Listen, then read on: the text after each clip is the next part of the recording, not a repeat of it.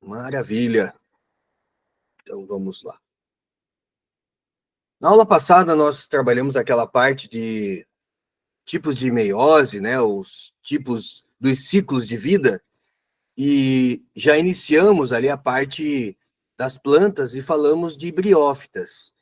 Então, hoje a gente vai dar sequência para o segundo grupo de plantas, que é o grupo das pteridófitas.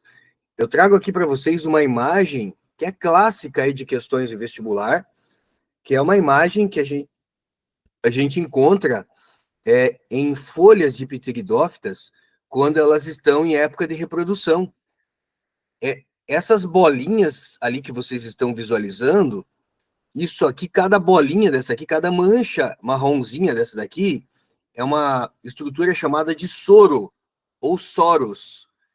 E essa estrutura, gente, é aqui que está acontecendo a meiose espórica, né? A meiose espórica, formadora de esporos. É uma imagem importante, né? Então, assim, às vezes você não precisa saber o nome da samambaia, a espécie de samambaia, mas viu uma imagem dessa daqui, com certeza é uma pteridófita, beleza? Vamos seguindo, então, quem são as pteridófitas? As pteridófitas são representadas principalmente por samambaias, pelas avencas, pelo xaxim. Temos aqui também a cavalinha, né?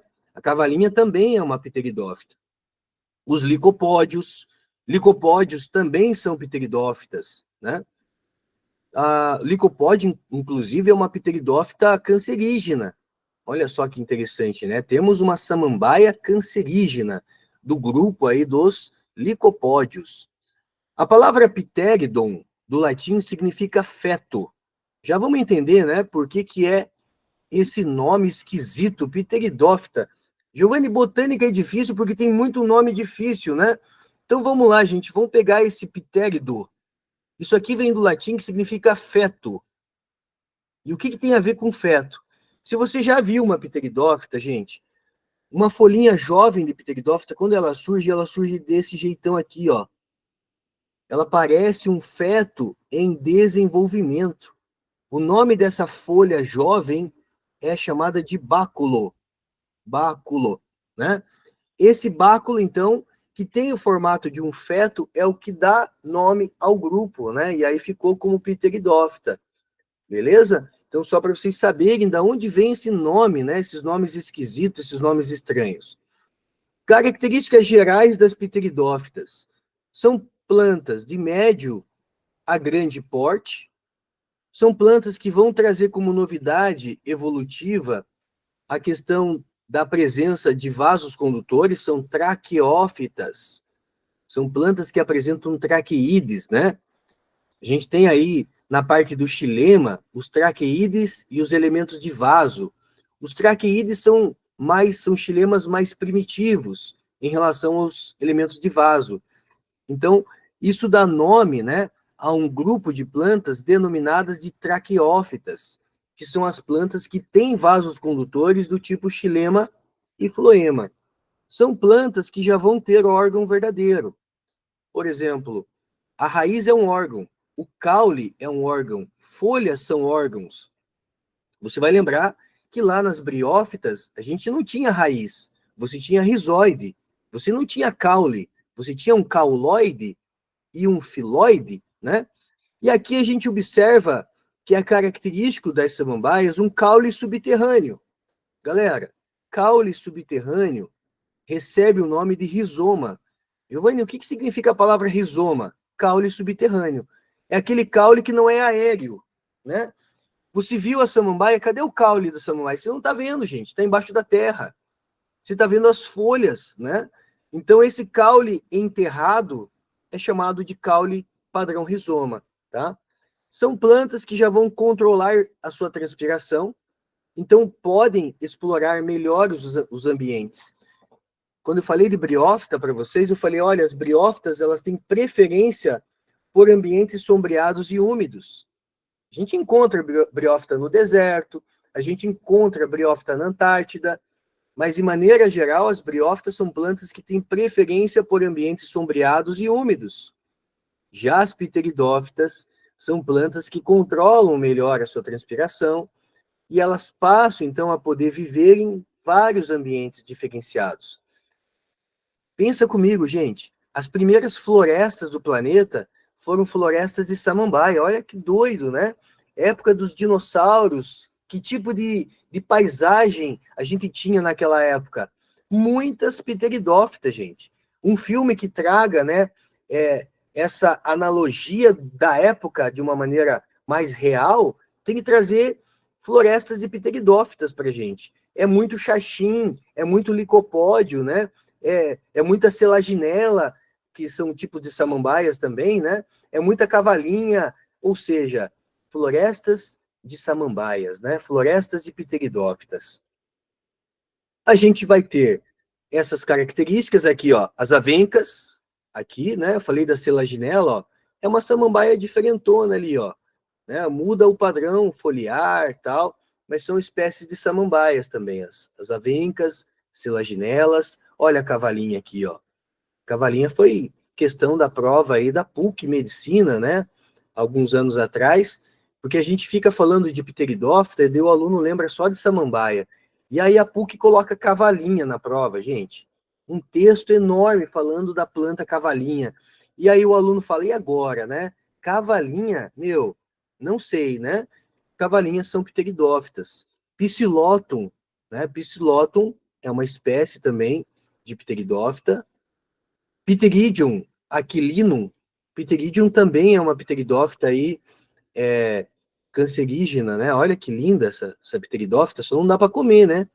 Essa samambaia aqui é bom manter distância, porque é uma planta que, se a gente consumir esse tipo de planta, ela, né, tem aí substâncias cancerígenas. O Pteridium aquilinum. Aquele slide que traz tudo que a gente precisa, né?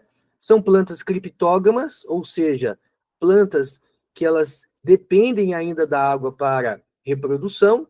Lembra que eu falei briófita e pteridófita são plantas que só fazem sexo quando tem água? Por quê? Porque o gameta masculino é flagelado. É o famoso anterozoide. Então, veja, por mais que as pteridófitas já sejam plantas traqueófitas, já possam explorar melhor o ambiente, elas ainda têm essa limitação, né? São plantas que dependem da água para o sexo. Por quê? Porque os seus gametas masculinos são flagelados, são os anterozoides. São plantas vasculares, traqueófitas, com tecidos de condução, do tipo xilema e floema. São plantas que têm órgão verdadeiro, isso recebe o nome de cormófita. São plantas que controlam a transpiração, que vão apresentar uma reprodução sexuada ainda dependente da água, né, o que eu acabei de comentar. São acifonógamas, briófitas e pteridófitas são acifonógamas, ou seja, não tem sifão, não tem tubo polínico, né? Não possuem sementes, nem flores e nem frutos. O esporófito passa a ser a fase predominante. Se briófita a fase predominante era o gametófito, agora a fase predominante passa a ser o esporófito. Briófito é gametófito, o resto é esporófito, né? Não esquece isso, gente. A única planta em que a fase predominante é o gametófito, a fase duradoura é o gametófito, são as briófitas. A partir das pteridófitas, a fase predominante, a fase duradoura de vida, passa a ser o esporófito. Quando você vê uma samambaia, você está vendo o esporófito. Tá? O gametófito é uma fase de curta duração a partir de agora. O fóssil mais antigo que nós temos levantamento é de 345 milhões de anos atrás, o final do Devoniano. Caraca, Giovanni, vou ter que decorar as eras agora? Então, não deveria, né? Mas a Universidade Estadual de Maringá já cobrou isso daqui, então por isso que a minha experiência me diz, é bom citar, né? É bom o meu aluno pelo menos lembrar, eu acho que eu ouvi o Giovanni falar de final do Devoniano, né? Por quê? Porque eu já vi isso daqui cair na prova da UEM, tá? Então é sacanagem, né? Eles cobrarem esse tipo de coisa, mas se cobrarem, você vai estar bem preparado. Aí, em relação à estrutura, né? Se eu pegar a estrutura da samambaia, o esporófita de longa duração, caule do tipo rizoma, que é aquele caule paralelo, né? E enterrado embaixo da terra, a gente chama então de rizoma. O que é uma raiz adventícia? Olha só, gente. Raiz adventícia é uma raiz que surge a partir do caule.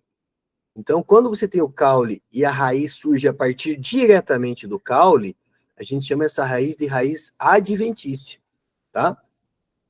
E aí você tem aqui, ó, o gametófito com o formato de um coração, gente.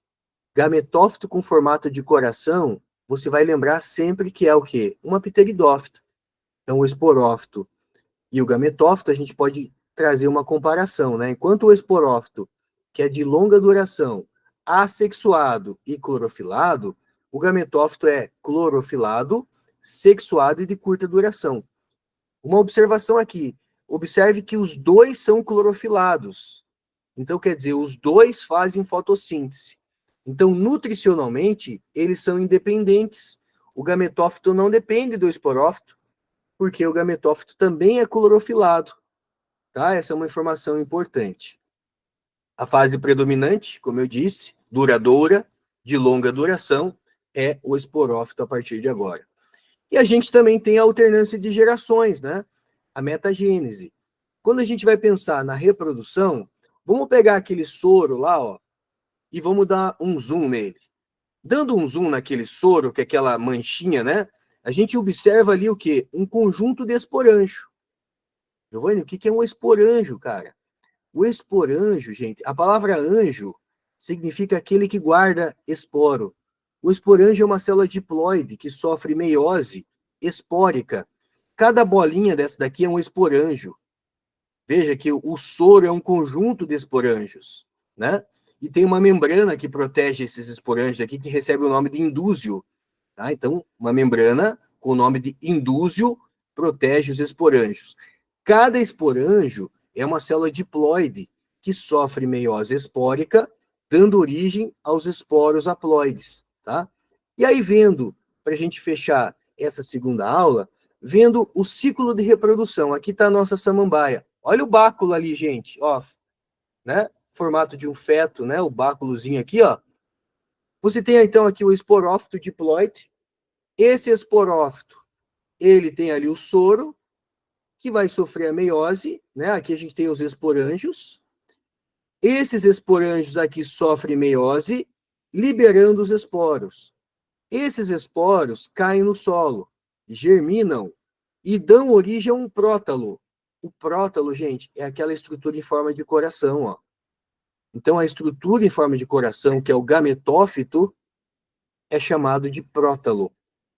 E aí, ele é hermafrodita. Ele tem os dois sexos, ele é monóico. Ele tem o arquegônio, e dentro do arquegônio tem o óvulo, e ele tem o anterídeo. Na verdade, não é o óvulo, né? Dentro do arquegônio tem a osfera. Falei besteira aqui. Dentro do arquegônio tem a osfera. A osfera é o gameta feminino, tá? O óvulo é uma estrutura que só vai surgir a partir das gimnospermas, tá? Aqui nas pteridófitas ainda não tem óvulo, tem somente a osfera protegida pelo arquegônio. O que vai mudar lá na gimnosperma, que a gente vai estudar semana que vem? Lá na gimnosperma, quem protege a osfera, o gameta feminino, é o óvulo. Aqui ainda é o arquegônio. Arque é antigo, né? É como se fosse um óvulo, né? Primitivo ali, mas não recebe esse nome de óvulo. É denominado de arquegônio. Então, a osfera está aqui. E você tem o anterídeo, que está relacionado à produção dos espermatozoides, né? Dos anterozoides, perdão, né? Parece um espermatozoide, com dois flagelos, né? Isso que eu queria falar para vocês. Então, você tem aqui o anterozoide, que parece um espermatozoidezinho, né? Que vai nadar, só tem sexo quando chove, então ele precisa de água para nadar, e esse anterozoide vai nadar até a osfera. Fecundou a osfera, N mais N, 2N. Temos, então, o quê? Temos ali osfera, anterozoide, dando origem a um gametófito haploide, né? Esse gametófito haploide, que é hermafrodita, vai dar origem, então, ó, cresce em cima do gametófito esse embriãozinho novo, que daí já é diploide, né? O gametófito é haploide, mas a fecundação dá origem a um esporófito jovem, diploide. N do anterozoide, mais N da osfera dá origem a um novo esporófito. fechamos o ciclo de vida de uma pteridófita, né? O esporófito dá origem a esporos, os esporos germinam, dão origem a um prótalo, que é hermafrodita, que tem arquegônio e anterídeo, que formam gametas que fecundam e dão origem a um novo esporófito. Tá? Então, esse é o ciclo de vida de pteridófita. Um papo reto agora aqui com vocês, né? Caramba, Giovanni, eu vou ter que decorar todos esses ciclos. Lembra do ciclo das briófitas? Pois é. Provavelmente não, tá, gente? Esse ciclo ele é bem específico. O que eu quero que vocês exercitem é o seguinte: bater o olho no ciclo. O que chama a nossa atenção aqui? A presença do soro. O prótalo, que é o gametófito em forma de coração. A gente diz que esse prótalo é cordiforme. Cordiforme. Cor tem a ver com coração, gente. Né? Não é à toa que as artérias do coração são chamadas de artérias coronárias. Não é à toa que as doenças do coração são chamadas de doenças coronarianas. Então, quando eu digo que o prótalo ele é cordiforme, significa que ele tem a forma de um coração, tá? Observou um ciclo de vida que lembra uma samambaia, né?